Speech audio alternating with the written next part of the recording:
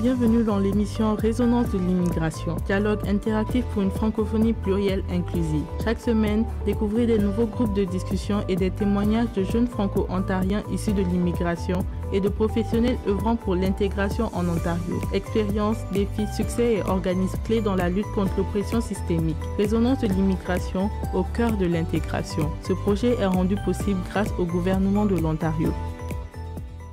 Nous sommes partis sur les ondes de Choc FM 105.1, la radio francophone de Toronto, avec Guillaume Laurin pour une nouvelle émission Résonance de l'immigration, dialogue interactif pour une francophonie plurielle inclusive. Tel est le sous-titre de cette émission rendue possible grâce au gouvernement de l'Ontario, un projet de dialogue effectivement interactif qui vise à mettre en lumière les expériences, les défis, les succès, mais aussi les organismes qui œuvrent, qui travaillent pour faciliter l'immigration des différentes communautés socioculturelles francophones en Ontario. Et c'est dans ce cadre que j'ai le grand plaisir d'accueillir ici en studio deux membres du RIF-CSO, c'est le réseau en immigration francophone du centre sud-ouest, je vais leur dire parce que c'est un acronyme un petit peu long, le réseau en immigration francophone du centre sud-ouest, qui organise dans quelques semaines un événement à l'occasion de la 12e édition de la Semaine nationale de l'immigration francophone dans le centre sud-ouest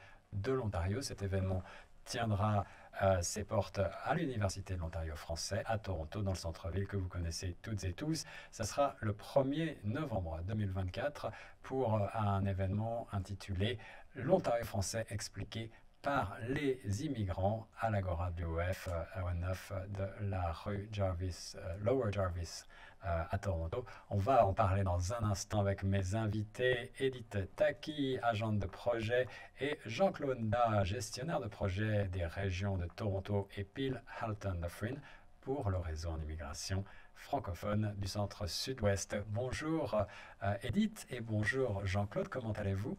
Bonjour Guillaume. Bonjour Guillaume. C'est un plaisir de vous recevoir sur les ondes de choc. Je pense qu'on a eu l'occasion de vous parler il y a bien longtemps dans le cadre d'une émission spéciale, mais aujourd'hui cette émission Résonance de l'immigration est consacrée exclusivement au réseau en immigration francophone du centre sud-ouest. On va apprendre à connaître davantage cet organisme, un organisme qui, vous me le disiez hors antenne, n'œuvre pas directement pour les particuliers, mais plutôt un prestataire de services intermédiaires en quelque sorte. Est-ce que vous voudriez commencer peut-être les présentations pour décrire en une phrase ou deux les missions et le travail du réseau en immigration francophone du centre sud-ouest? Merci beaucoup Guillaume de nous avoir invités sur ce beau plateau. En ce qui concerne le réseau en immigration francophone du centre sud-ouest, il est important de faire comprendre aux auditeurs ce que c'est que les réseaux en immigration francophone. Oui, on va commencer par là, effectivement. Il faut dire que les réseaux sont des projets. C'est un projet de immigration, citoyenneté Canada. D'accord. Donc, c'est un projet du gouvernement du Canada, du ministère de l'immigration. Oui. Et nous avons 13 réseaux au Canada. 13 réseaux au Canada. Qui sont répartis à travers toutes les provinces du Canada, à l'exception, disons, du Québec. Et l'Ontario est heureusement la province qui a 3 réseaux en immigration francophone. Nous avons un réseau pour les régions de l'Est qui part disons, d'Ottawa jusqu'à Kingston, la région de Kingston. Oui, d'accord. Et nous avons aussi le réseau du Nord qui part du nord de l'Ontario jusqu'à à la limite du comté de Simcoe. D'accord.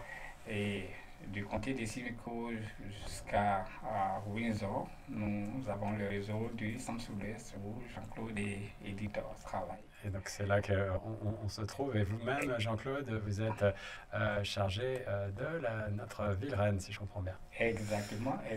Je suis chargé de la ville reine qui est Toronto. Mais avant d'en arriver à ce niveau, c'est important de vous expliquer le rôle, pour ne pas dire les rôles du réseau en immigration.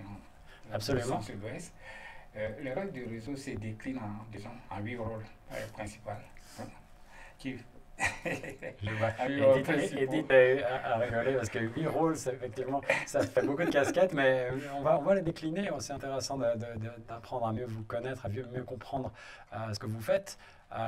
Jean-Claude, tu disais 8 rôles principaux. Oui, oui, 8 rôles principaux pour le réseau en immigration francophone. Euh, L'un des rôles, c'est la coordination, n'est pas dit la concertation et la collaboration. Donc, le réseau a pour rôle de concerter tous les acteurs qui interviennent dans le domaine de l'immigration francophone. Alors, pour préciser à nos auditeurs, nos auditrices, quand tu dis les acteurs, on parle On parle des fournisseurs de services, fournisseurs de des services. organismes qui œuvrent de sorte que chaque immigrant et chaque immigrante francophone qui arrive dans nos régions se sentent accueillis et ce, à l'appui nécessaire pour être intégrés et trouver, apprécier Je comprends tout à fait. notre belle province. Alors, ça veut dire que des organismes comme le Centre francophone du Grand Toronto, qu'on connaît bien, peuvent être vos clients directs, si je comprends bien. Oui, oui, nous travaillons avec beaucoup de fournisseurs de services, notamment le Centre francophone du Grand Toronto, qui est, disons, la plus grande, Oui, le plus grand organisme francophone, disons, de tout le Canada, par ricochet aussi du centre-sud-ouest et de la région de Toronto.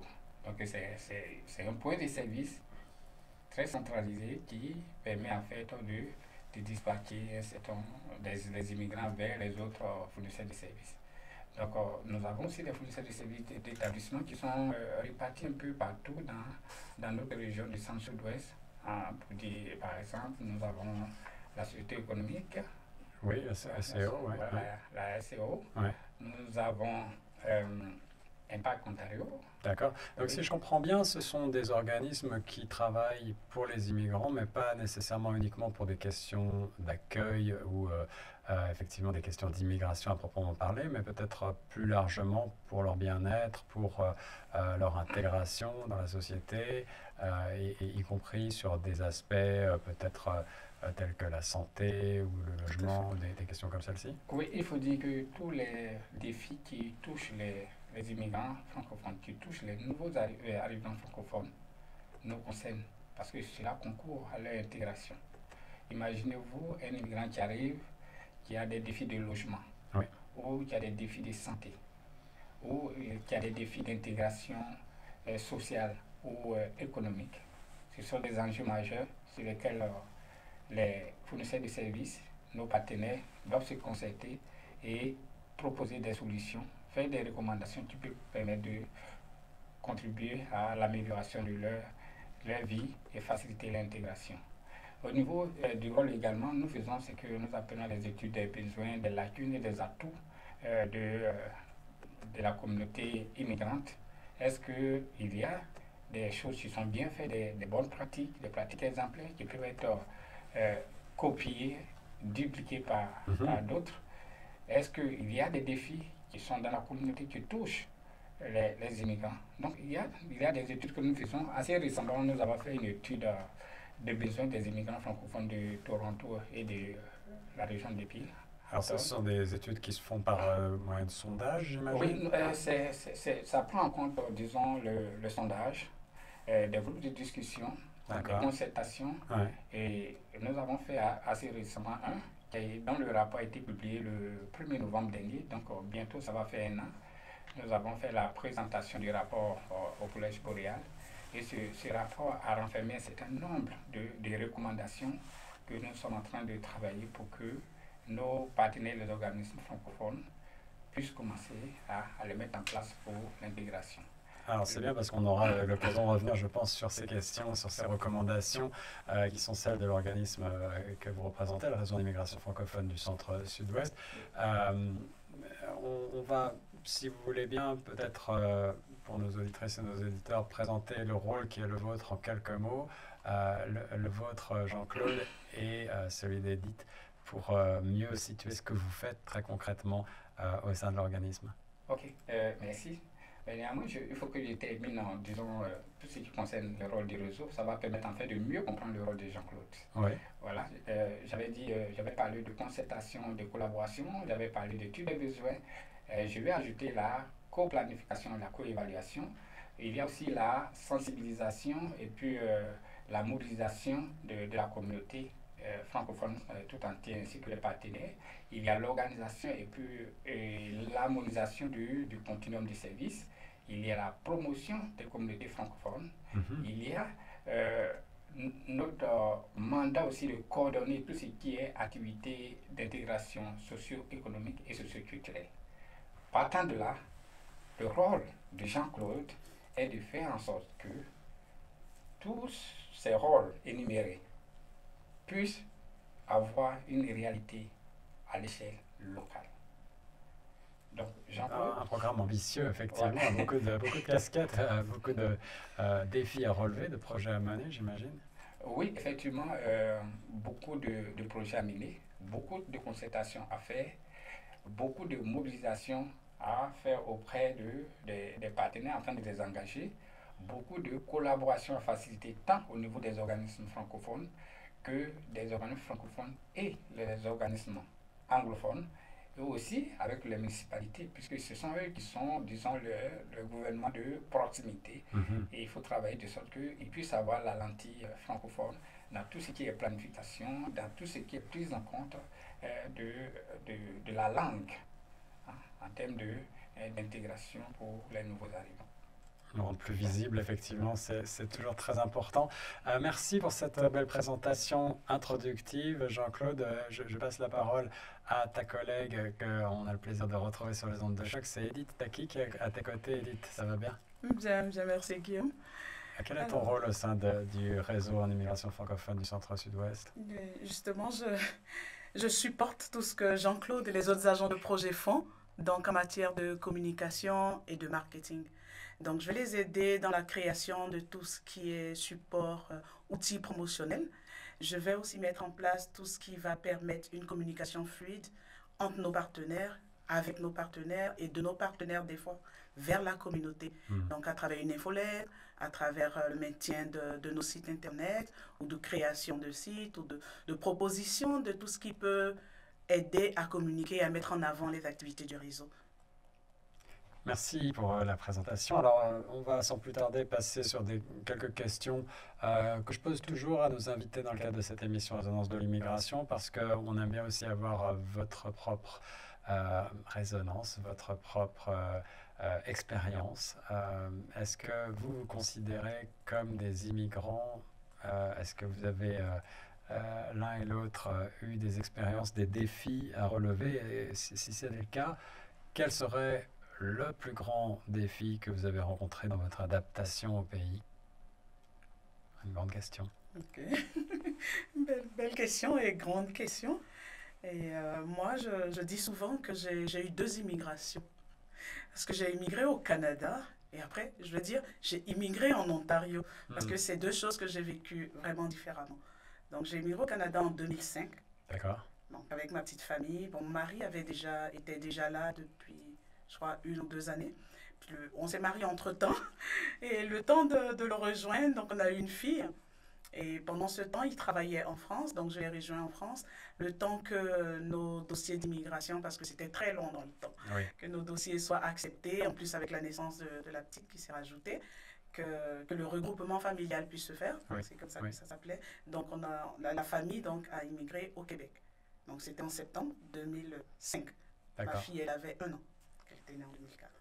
Et donc en 2017, nous avons décidé de venir en Ontario, donc de nous relocaliser en Ontario, parce qu'à un moment donné de l'évolution d'une famille, on se pose des questions sur l'avenir des enfants. Et on avait cette réalité que le Québec, quelque part, c'est vraiment la seule province vraiment francophone ici au Canada. Alors, on voulait que nos enfants soient fortement bilingues et que l'anglais, pour nous, c'était l'avenir. C'était ça. Et donc, c'est l'anglais. C'est après l'anglais nous avons couru ici en Ontario. Et nous sommes arrivés en 2017. Donc, autant au Québec qu'en Ontario, mon plus grand défi a été chaque fois l'intégration professionnelle. Professionnelle, c'est la sphère professionnelle. La sphère professionnelle. Pourtant, je suis informaticienne et on a tendance à penser que les informaticiens, ils trouvent facilement du boulot parce qu'il y en a partout et qu'on en demande partout. Ouais. Mais le défi de l'immigrant, c'est d'accord, tu es informaticien, mais qu'est-ce qui se fait dans le pays? Il faut déjà passer un entretien. Et quand on arrive, qu'on a des défis liés à la culture, parce que c'est toute une intégration à faire. Donc moi, j'ai dû apprendre que pendant un entretien, si je ne regarde pas la personne dans les yeux, ou même pendant une discussion, si je ne regarde pas mon interlocuteur dans les yeux, c'est que je ne suis pas sûre de ce que je dis et que ce serait même peut-être faux ce que j'étais en train de dire. Donc imagine pour un entretien professionnel où tu arrives et que tu baisses la tête parce que tu es africain, tu es même africaine, parce que pour une femme, la réalité est tout autre. Oui. Mais de regarder un homme dans les yeux et puis lui dire ce que tu sais faire. Donc c'est ces défis-là qu'il fallait traverser. Et ici en Ontario, un grand défi a été aussi la barrière de la langue. Pourtant, à l'école, j'étais parmi les meilleurs en anglais. Mais être le meilleur en anglais, être meilleur en anglais quand tu es en Côte d'Ivoire, quelque part à Yamoussoukro, et que tu parles l'anglais qu'on t'a appris à l'école, c'est pas la même chose que de le parler couramment et d'entendre quand on te parle.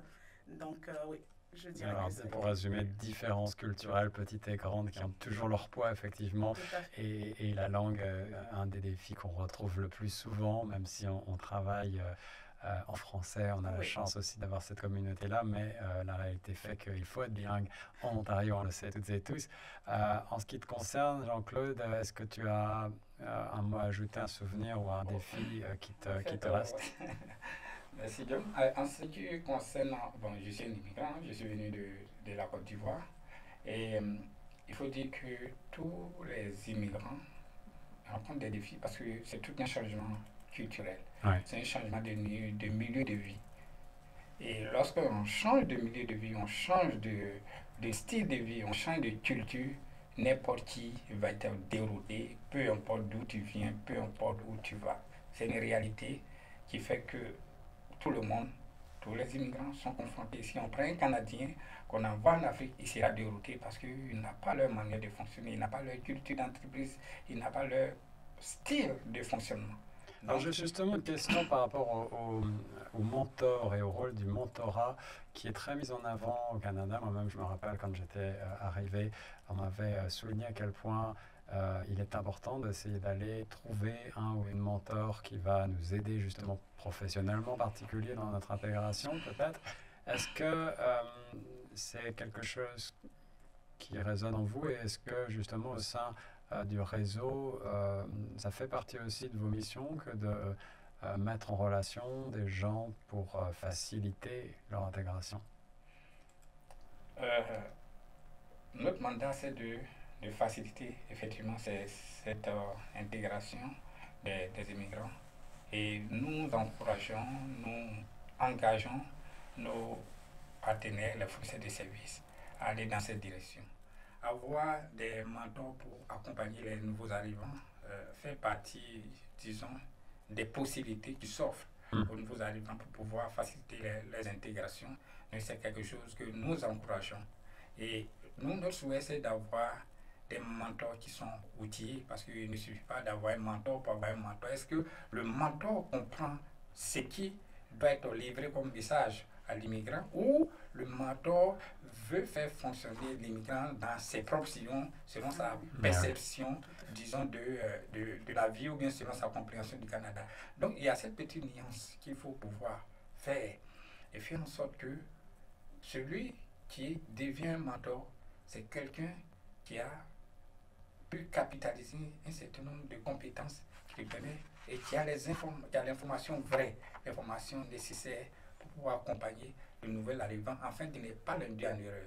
Certains diront, ok, moi je suis arrivé, j'ai travaillé dans une usine pour un poste X, donc celui qui vient devrait faire la même chose. Ouais. Ou bien parce que j'ai souffert, alors celui qui arrive doit souffrir. Et personnellement, j'ai dit non, ça ne devrait pas passer comme ça parce que nous sommes tous uniques. L'expérience de Jean-Claude, ça ne sera pas l'expérience d'Edith ni l'expérience de Guillaume. En ce qui moi me concerne, lorsque je suis arrivé, je n'ai pas eu besoin de mentor. Et je dirais que peut-être mon expérience est assez spéciale. Je ne dirais pas que j'ai eu beaucoup de difficultés. C'est vrai, j'ai été dérouté lorsque je suis arrivé par le style de vie et tout ça. Mais je suis vite à me remettre sur mes pieds et puis commencer mon intégration. Donc, ce qui n'est pas le cas pour tout le monde. Donc, il faut pouvoir prendre en compte ce changement de vie, de perspective, les cultures d'entreprise et tout ça. et faire en sorte que ceux qui arrivent, ils reçoivent l'information vraie et qu'on ne reste pas dans un style de ragot. Dieu m'a dit, il paraît qu'au Canada, pourtant ce n'est pas forcément la réalité. Ah oui, partager la réalité justement et non pas une vision déformée, ça fait partie aussi de nos missions. Ce qui m'amène à la question des barrières et obstacles à l'immigrant. Quelles sont d'après vous et d'après les études que vous menez les principales barrières systémiques que vous identifiez pour les francophones issus de l'immigration chez nous? Il y a d'abord la barrière de la langue, surtout quand on vit en Ontario, et ça c'est une barrière énorme. La majorité des immigrants qui arrivent basés sur les sélections qui sont faites, ce sont des gens qui ont fait des études, souvent qui ont des niveaux assez élevés. Mais ils ont fait l'anglais, mais cet anglais ne leur permet pas forcément d'être opérationnel au niveau du Canada en tenant compte de l'accent, de la fréquence de la langue, de la vitesse et tout ça. Donc, pouvoir faire cette transition est difficile, surtout que dans leur compréhension, on leur dit le Canada est bilingue, donc ils pensent qu'en arrivant au Canada, ils vont pouvoir à la rigueur utiliser le français efficacement pour l'intégration. Ce qui n'est pas évident et ça les déroute, ça les démotive et ça crée beaucoup de déceptions. Ça, c'est la première chose. La seconde chose, c'est au niveau de l'emploi. On s'attend à ce que celui qui arrive à respecter ou à suivre tout ce qui est culture d'entreprise. Oui. Et dans la majeure partie des cas, on va leur dire que pour qu'on vous embauche, vous avez besoin d'avoir l'expérience canadienne.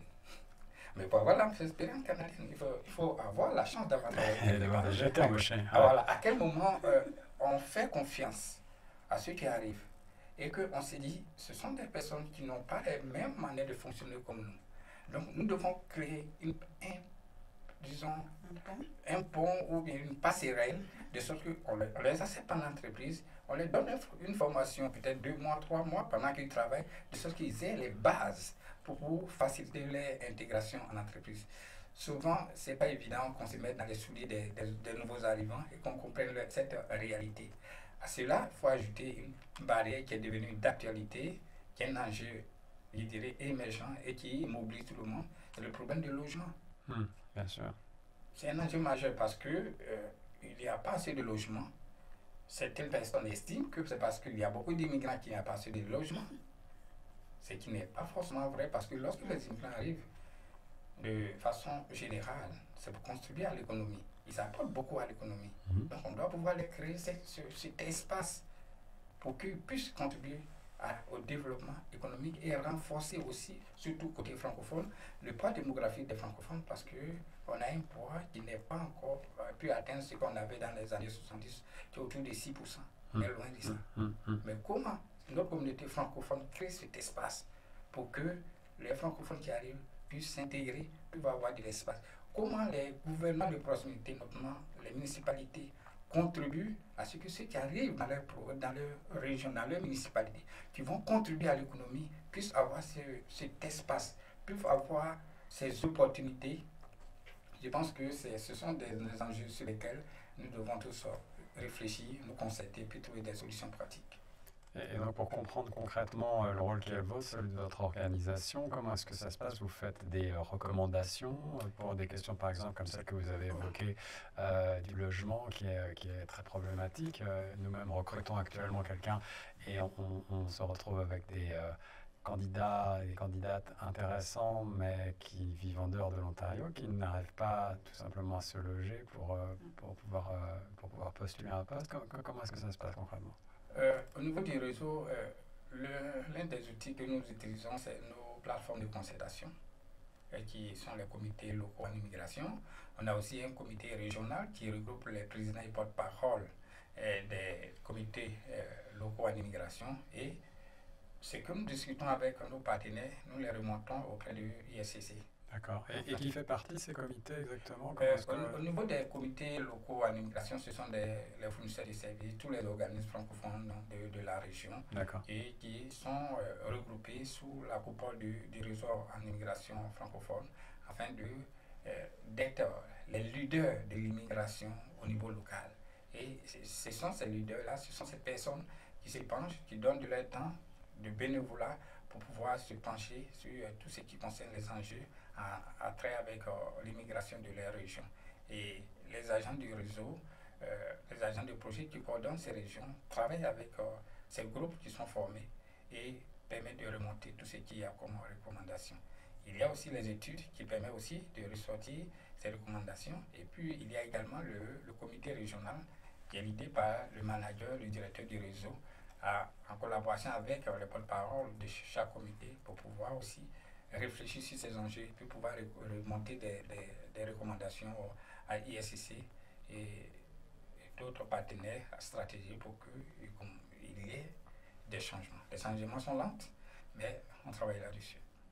On a évoqué plusieurs des défis que rencontrent les immigrants traditionnellement, effectivement, lorsqu'ils s'établissent au Canada, ou plus précisément en Ontario. On n'a pas encore évoqué les questions de racisme et de discrimination qui font évidemment partie des obstacles systémiques les plus fréquemment évoqués. Est-ce que vous êtes habilité à faire aussi des recommandations sur ces questions-là? Comment est-ce que votre organisme lutte concrètement contre le racisme et la discrimination? Au niveau du réseau, nous travaillons sur cet enjeu de discrimination, je dirais, à plusieurs niveaux. Il y a 2 ans de cela, nous avons travaillé sur un plan, pour ne pas dire une stratégie de lutte contre la discrimination, où nous avons, en collaboration avec les autres réseaux de l'Ontario, nous avons fait sortir une bande dessinée pour sensibiliser les gens. Donc plutôt à destination des publics les plus jeunes. À destination. Donc, ce n'est pas seulement pour le public du jeune, mais c'est aussi pour monsieur et madame tout le monde, pour les sensibiliser, à contribuer à la lutte contre la discrimination, à comprendre certaines réalités des communautés francophones qui arrivent, disons, dans leur région. Aussi, nous contribuons avec certains partenaires locaux, notamment assez récemment avec la passerelle IDE, oui. Qui s'est portée comme, je dirais, leader en matière d'immigration francophone, surtout à Toronto. Donc nous les appuyons pour, dans la concertation auprès de la communauté. Il y a un bon plan qui est en train de se dérouler. La ville de Toronto est en train de faire des consultations. Donc nous avons co-organisé cette concertation avec la passerelle. Et depuis hier, c'est la résolution 2024 de la passerelle qui a trait à cette lutte contre le racisme. Donc nous sommes impliqués à 100%. Nous sommes à leur côté. Nous mobilisons tous les acteurs, disons, communautaires, afin que les voix portent tant au niveau des gouvernements de proximité qui sont les municipalités, et que cette voix aussi porte auprès de tout ce qui peut prendre certaines décisions systémiques. Alors, on n'a pas encore évoqué le rôle qui est le vôtre par rapport au monde de l'éducation, mais je sais, puisqu'on en a parlé un petit peu en préambule, que vous travaillez aussi de près avec les institutions scolaires, secondaires, postsecondaires, les institutions éducatives. Est-ce que vous voulez revenir sur le rôle qui est le vôtre là-dessus? Si vous avez bien remarqué, vous allez de plus en plus constater que la majorité des élèves qui sont dans nos écoles francophones sont d'origine ou d'ascendance soit africaine. Ouais. Voilà. Sont issus de l'immigration. Sont issus de l'immigration. Tout à fait. Donc c'est vraiment la relève et l'avenir. Exactement. Par conséquent, si on retrouve beaucoup d'immigrants dans ces écoles-là, il faut que nous travaillions sur ces réalités. Il y a 4 ou 5 ans de cela, nous avons eu même à parler d'estime de ces enfants, participer à des conférences telles que voir vers la prospérité, parler d'estime de soi de ces enfants, les capacités à prendre la parole lorsqu'ils sont en public, et puis tous les défis auxquels ils sont confrontés lorsqu'ils arrivent au Canada et sont dans ces écoles. Nous travaillons avec les conseils scolaires qui siègent aussi sur les comités que nous avons, ils sont membres, et nous travaillons de près avec eux. Donc tous les enjeux qui touchent ces élèves, qui touchent même les parents d'élèves, nous sommes aux côtés de ces partenaires-là pour pouvoir les sensibiliser et changer aussi, contribuer au changement qui pourrait vraiment les aider à mieux comprendre ce qu'ils doivent faire. Parce que l'immigration francophone, la relève, ce sont les jeunes, ce sont les enfants. Et si ces enfants ne sont pas bien préparés, ce sont ces mêmes enfants que nous avons les retrouver dans le couloir de la justice et qui vont être confrontés avec tout ce qui est défi avec la drogue, etc. Donc, il faut travailler effectivement avec eux. Il faut travailler également avec les parents qui, arrivés au Canada, sont confrontés à des défis en tant que parents et souvent ont tendance à moins être regardants avec ce qui a trait aux enfants. Ouais. Et puis, avoir beaucoup de laisser-aller et les enfants se sentent dans un contexte d'une liberté absolue et ne prennent pas les études au sérieux. Donc, il y a un travail qui est fait dans la communauté avec les associations. Il y a également un travail qui est fait avec tous ceux qui font la liaison communautaire, le travail en établissement.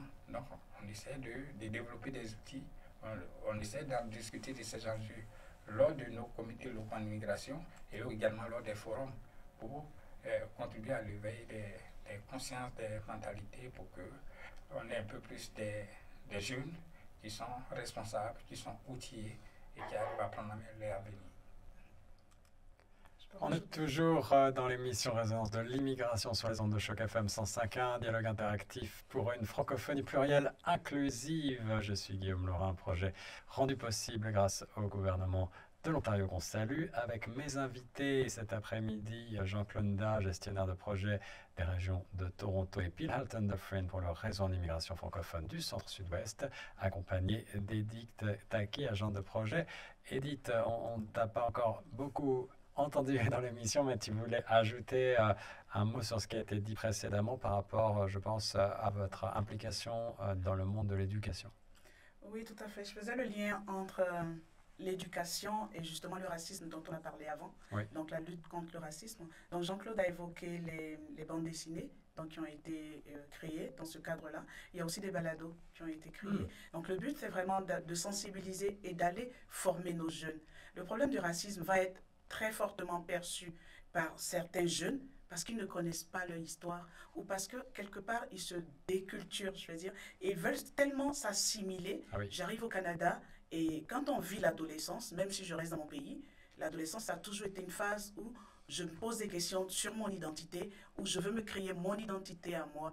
Et les jeunes dans cette phase-là, quand ils vivent en plus dans le contexte de l'immigration, ils sont confrontés à cela. Ne pas connaître ma culture d'origine, ne pas connaître mon histoire et ne pas avoir cet héritage culturel fait que les jeunes se retrouvent très vulnérables.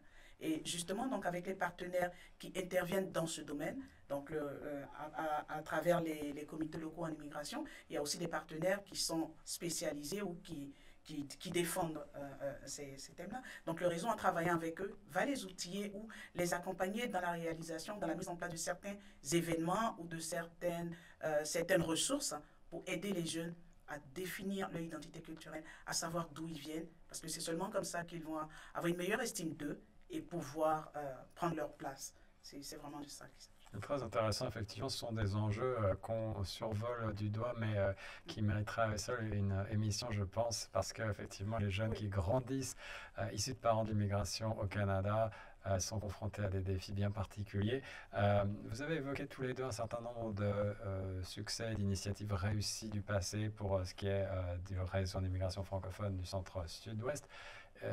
Évoquer notamment ces bandes dessinées, ces balados que vous avez réalisés. Est-ce que vous voudriez partager un autre exemple concret d'une initiative en matière d'intégration et de lutte contre les discriminations qui mériterait d'être soulignée? Oui, tout à fait. Donc, le projet des communautés francophones accueillantes, donc que nous appelons communément CFA, est un projet qui arrive à point nommé justement pour aider à l'intégration des nouveaux arrivants ici au Canada et spécialement dans nos régions du Centre-Sud-Ouest. Donc, le projet est initié depuis 2018 et cette année, donc jusqu'à présent, dans la région du Centre-Sud-Ouest, nous avions la région de Hamilton qui était communauté francophone accueillante. Donc, la communauté francophone accueillante va servir de cadre, donc avec un financement spécial du ministère donc de l'immigration, de l'IRCC, va être un cadre particulier pour mettre en place des projets pour aider l'immigrant à s'intégrer dans son environnement. Donc pour Hamilton, ils ont créé des projets comme la Ligne Bleue, qui est un projet pour faire découvrir des points touristiques en mettant en avant des services et des commerces dirigés par des francophones, par exemple. Belle initiative. Je peux vivre à Hamilton et je ne sais pas qu'à tel endroit, je peux rencontrer des francophones ou c'est un café franco, ou voilà. Pas pour créer le racisme dans un autre cadre, mais pour encourager les initiatives locales, pour promouvoir les commerces locaux et pour permettre à l'immigrant qui arrive de se sentir dans une famille. Être accueilli, c'est vraiment un tout. Tout à l'heure, tu parlais de mentorat. L'une des premières choses du mentor, ce serait d'accueillir. Et aujourd'hui, nous avons, grâce au centre francophone, le point d'accueil qui est à l'aéroport de Pearson. Oui. Donc, un francophone qui arrive au Canada ne va pas entendre l'anglais tout de suite quand il arrive. C'est clair que pendant tout le voyage, il va entendre l'anglais, mais c'est quand même agréable que quelqu'un te dise bonjour, bienvenue, et t'explique où tu peux trouver des services en français. Je connais beaucoup de personnes qui ont inscrit d'office leurs enfants dans des écoles anglophones parce qu'ils ne savaient pas que ça existait des écoles francophones ici en Ontario. Et donc, ces communautés francophones, justement, aident à amplifier, je veux dire, la voix de nos services francophones auprès des nouveaux arrivants. Donc, à travers beaucoup d'initiatives, il y a eu le projet Élan F, qui est un projet d'entrepreneuriat, un incubateur, donc, qui a eu lieu à Hamilton et qui, aujourd'hui, a beaucoup d'entrepreneurs qui sont sortis de là déjà. Et depuis août, nous avons la ville de London, qui sera la deuxième communauté francophone accueillante pour le centre sud-ouest. Et le réseau se réjouit de tout cela. Ah oui, c'est des belles initiatives, des belles réussites à souligner. On salue nos amis du Centre francophone de Hamilton également. Là, je suis sûr que vous travaillez aussi avec eux. Oui. On parlait tout à l'heure des initiatives que vous avez menées. Est-ce que vous pensez que le rôle des médias est assez impliqué dans la question de la sensibilisation, dans la question de l'éducation, justement, face aux questions d'intégration des nouveaux immigrants? Est-ce que vous pensez qu'on en fait assez en tant que média? Et Choc FM se met de ce côté-là de la barrière cette fois. On fait cette émission-ci, mais est-ce qu'on parle assez finalement des initiatives telles que les vôtres dans les médias? Est-ce que ces médias parlent assez des initiatives qui sont faites dans nos régions? Je sais qu'il y a beaucoup d'efforts qui sont faits, notamment au niveau de ONFR, au niveau de Choc FM aussi, en fonction des moyens qui sont disponibles, ils essaient de faire au mieux. Mais personnellement, je pense que beaucoup de choses peuvent être encore faites. Il y a beaucoup de choses à faire et beaucoup de choses peuvent être faites. Et nous connaissons tous le nœud de la guerre, qui sont les financements, les subventions. Notre souhait est que un média comme Choc FM, qui est dédié aux francophones, puisse avoir suffisamment de fonds pour accompagner tous ces partenaires communautaires, ces organismes francophones, à mieux parler de ce qu'ils font, qu'ils posent comme action dans nos communautés, afin que l'information soit le plus véhiculée. Nous souhaitons que un média comme Choc FM puisse être davantage plus proche de ces communautés et que l'audience augmente. Comme on le dit, la plus belle femme ne peut donner que ce qu'elle a. Et je pense que c'est le cas de Choc FM. Mais on serait très heureux de voir que les capacités financières de Choc FM soient augmentées pour accroître davantage l'audience et puis être plus proche des communautés, afin de contribuer à ces différents enjeux qui sont l'information de la communauté immigrante, la lutte contre le racisme et les problèmes de logement, les problèmes d'employabilité, que Choc FM soit auprès de la communauté, auprès des partenaires communautaires et soit partie prenante de première ligne dans la manière de véhiculer l'information auprès de la communauté pour que la communauté soit mieux informée. Merci Jean-Claude pour les bons mots. On espère que tu seras entendu et que tes vœux seront exaucés.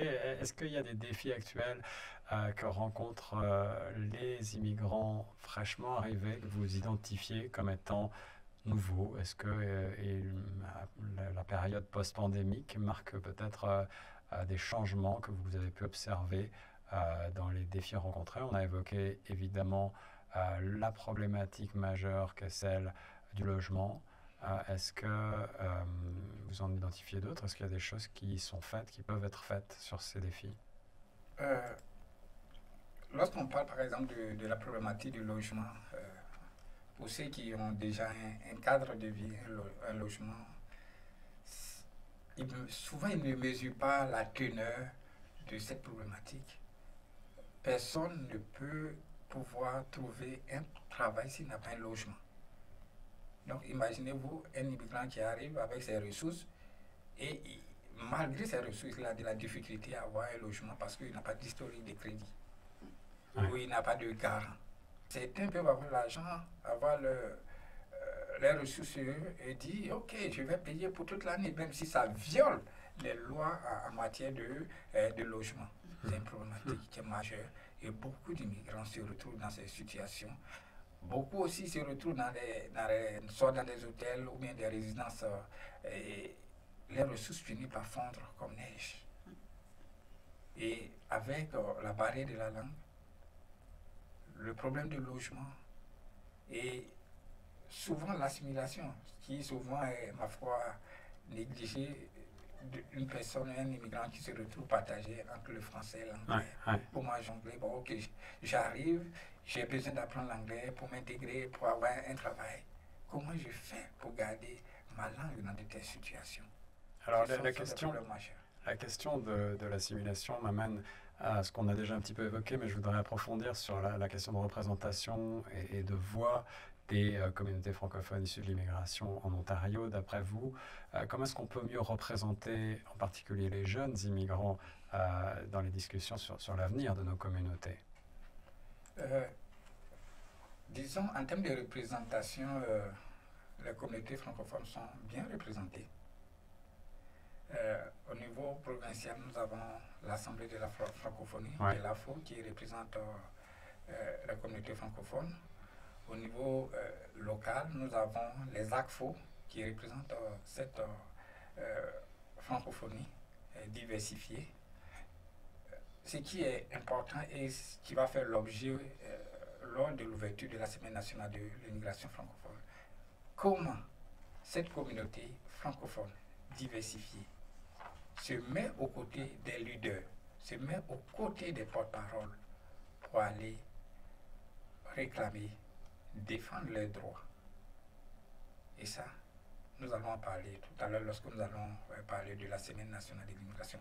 Parce qu'il y a un engagement qui doit être fait dans la communauté, un engagement communautaire des francophones qui ressent ce sentiment d'appartenance, qui se mobilise et qui crée les conditions nécessaires afin que chaque nouveau arrivant et arrivante qui arrive dans notre communauté puisse capter ce sentiment et sentir qu'il a la communauté francophone tout entière derrière lui pour l'aider et faciliter son intégration dans sa communauté.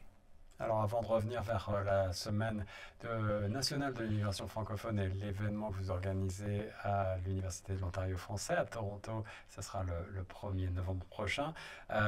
Juste sur ces questions de réflexion collective que tu as évoquées, Jean-Claude, pour comprendre les recommandations que vous émettez, est-ce qu'il y a des idées ou des pistes de solutions que vous proposeriez pour surmonter les défis, en particulier les obstacles systémiques qui ont été identifiés, dont on a parlé précédemment? Est-ce que, peut-être, j'imagine qu'il y en a énormément, mais peut-être que vous avez un axe de travail majeur sur lequel vous voudriez revenir? Je vais prendre un seul exemple pour ne pas être long.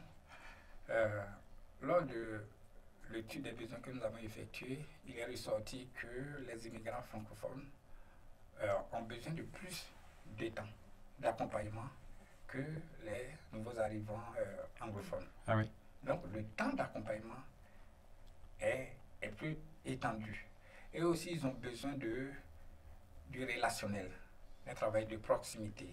Ce n'est pas les interactions virtuelles qui peuvent permettre de faciliter leur intégration. Et ça, dans les recommandations, il est question en fait de tenir compte de ce temps d'accompagnement de nouvelles arrivants francophones.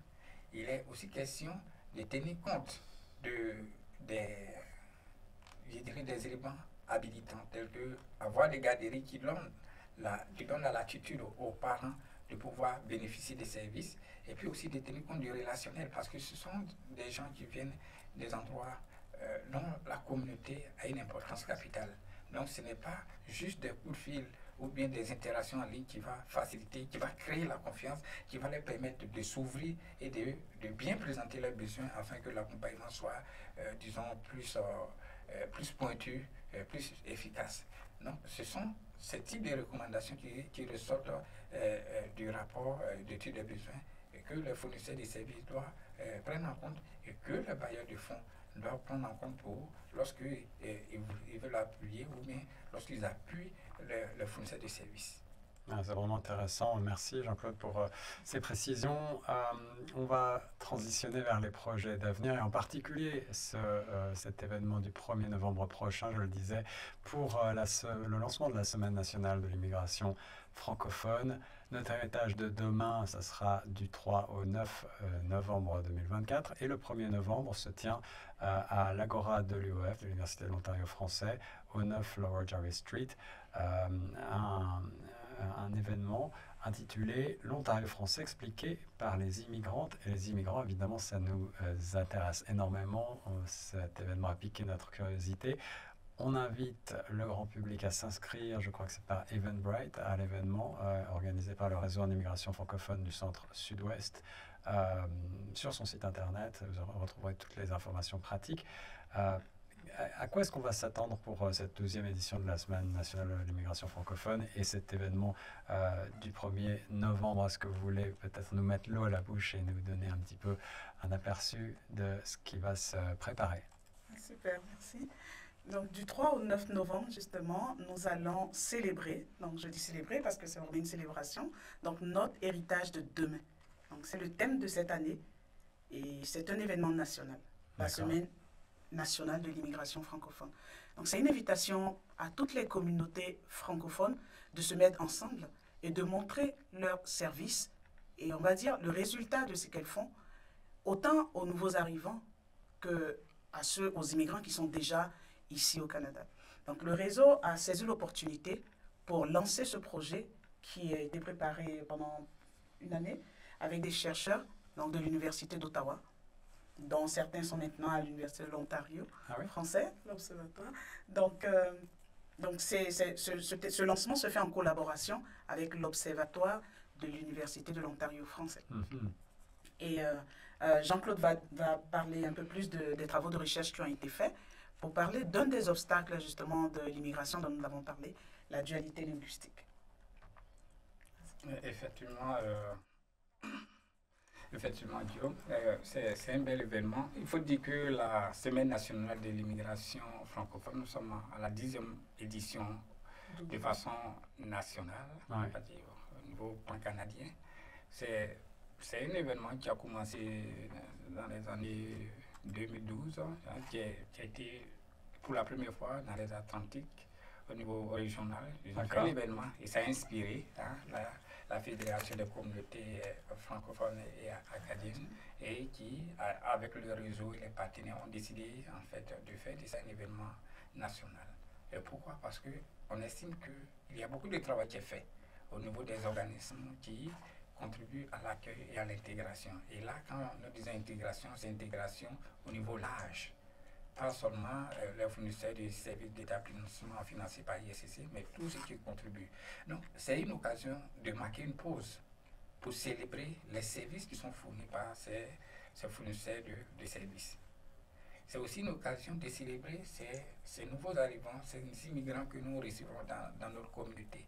Donc, chaque année, en général, dans la première semaine du mois de novembre, nous souhaitons et nous mobilisons nos partenaires à célébrer l'arrivée de ces immigrants dans leur communauté et aussi les efforts qu'ils fournissent dans les différentes communautés pour bien accueillir ces immigrants. Cette année, dans le centre sud-ouest, nous allons faire le lancement comme nous avons l'habitude de le faire. Cette année, nous allons faire le premier et dans la composante de l'ouverture de cette semaine, nous avons décidé de présenter le projet de l'Ontario français expliqué par les immigrants. C'est un projet majeur que nous avons commencé il y a plus de 2 ans et demi que nous avons fait la présentation. Nous avons fait en collaboration avec les chercheurs de l'Université d'Ottawa. Environ, disons, 7 chercheurs qui ont contribué a sorti disons, ce projet qui, en fait, permet en fait d'élaborer une série d'ateliers pour expliquer non seulement le droit linguistique des francophones. Pourquoi les francophones montent toujours aux barricades pour aller réclamer leurs droits? Pourquoi c'est nécessaire qu'ils le fassent? Qu'est-ce qui le justifie? Quelle est l'histoire des francophones? Quelles sont les figures marquantes de cette francophonie? Quel est leur parcours? De sorte qui s'inspirent d'autres francophones à contribuer à ce sentiment d'appartenance en tant que francophone. Et aussi, en dehors de la présentation de ce projet qui, après la phase de présentation, va déboucher sur des ateliers, en fait les ateliers sont déjà conçus, va déboucher sur la formation des formateurs, parce que l'objectif c'est de pouvoir former, disons, le personnel en établissement, afin qu'ils puissent former les nouveaux arrivants qui arrivent sur tout ce qui concerne les droits des francophones, les droits linguistiques, hein, tout ce qui concerne le parcours en termes d'immigration francophone des immigrants et les figures et tout ça. Donc, il faut pouvoir former des gens qui vont. Donc, les professeurs sont disposés à livrer ces formations-là à la suite de toute cette recherche qui a été menée, de sorte que nos personnels des services d'établissement soient outillés pour offrir des ateliers aux nouveaux arrivants. Et après cela, il va y avoir aussi la présentation de l'Observatoire de l'immigration francophone.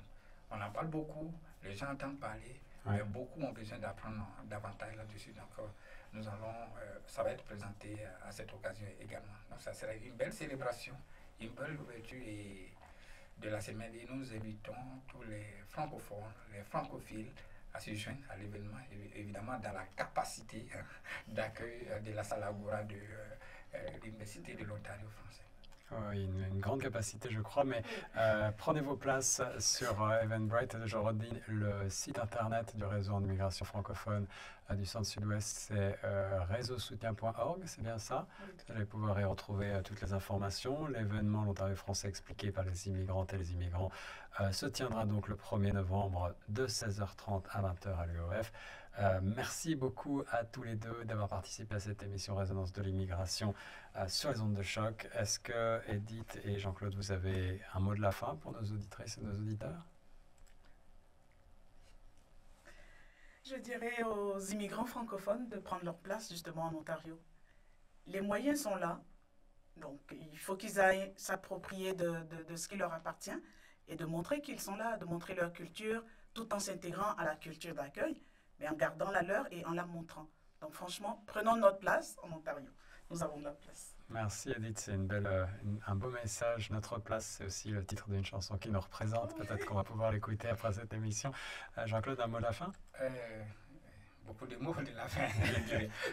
Je voudrais dire à la communauté francophone diversifiée qu'en Ontario, dans le Centre-Sud-Ouest, nous avons des organismes francophones qui existent. Et ces organismes francophones ont pour rôle d'accompagner les immigrants, les nouveaux arrivants, dans le processus d'intégration dans les différentes communautés. Et c'est dans presque tous les secteurs, les domaines d'activités qui concernent les organismes à but non lucratif, notamment la santé, l'éducation, l'établissement, etc., l'emploi et tout ça. Donc, il est important de se rapprocher de ces organismes, d'avoir l'information vraie afin de faciliter l'intégration, que de ne pas vivre en silo. Et le rôle du réseau, c'est d'appuyer ces organismes afin que eux, les immigrants, trouvent leur place dans nos différentes communautés. Et nous travaillons fort avec les municipalités, notamment au niveau, par exemple, de Toronto. Avec la ville de Toronto, nous sommes sur des initiatives qui sont en train de porter des fruits et qui permettent en fait de prendre en compte cette lentille francophone dans les actions stratégiques et puis aussi dans les activités quotidiennes. J'invite donc toute la communauté francophone diversifiée à venir le 1er novembre à l'Agora de l'Université de l'Ontario français pour venir célébrer, disons, l'immigration francophone dans notre région. C'est un rendez-vous. Merci beaucoup Jean-Claude Da, merci Edith Taki, merci à tous les deux d'avoir participé à cette émission Résonance de l'immigration sur les ondes de choc. Merci. Merci Guillaume. Merci Guillaume. Vous écoutiez Résonance de l'immigration, dialogue interactif pour une francophonie plurielle inclusive sur les ondes de Choc FM 105.1. Pour retrouver l'ensemble des épisodes en mode balado, rendez-vous sur chocfm.ca ou en vidéo sur YouTube.